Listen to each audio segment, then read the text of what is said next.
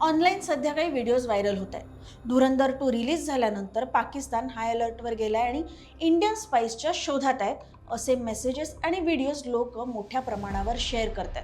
व्हिडिओमध्ये काय दिसतंय तर रस्त्यावर पोलीस लोकांना थांबवतायत, चौकशी करतायत, काही ठिकाणी तणावाचं वातावरण सुद्धा दिसतंय आणि त्यावर कॅप्शन दिलेलं असतं पाकिस्तान सर्चिंग इंडियन स्पाइस. त्यामुळे हे सगळं खूप खऱ्यासारखं वाटतं. पण खरंच असं काही चालू आहे का? चला अगदी सोप्या भाषेत जाणून घेऊया. धुरंधर द रिव्हेंज हा चित्रपट चर्चेत आला आणि त्याच वेळी हे व्हिडिओज व्हायरल व्हायला सुरुवात झाली.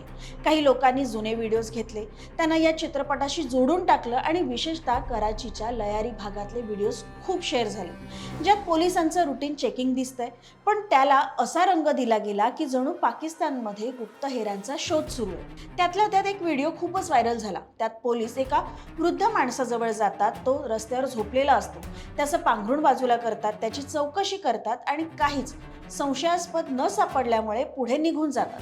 हा व्हिडिओ असा दाखवला गेला की जणू मोठी गुप्त मोहीम सुरू आहे. पण खरं काय आहे?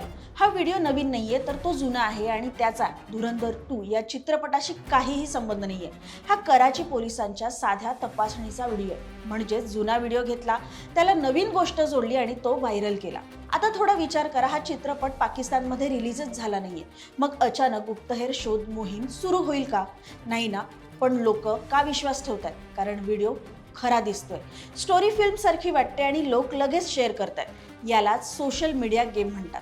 यानंतर या व्हिडिओवर मीम सुद्धा बनायला लागलेत. काही लोक तर मजेत हे सुद्धा म्हणतायत की खरा स्पाय तर ह्या पोलिसांमध्येच असेल.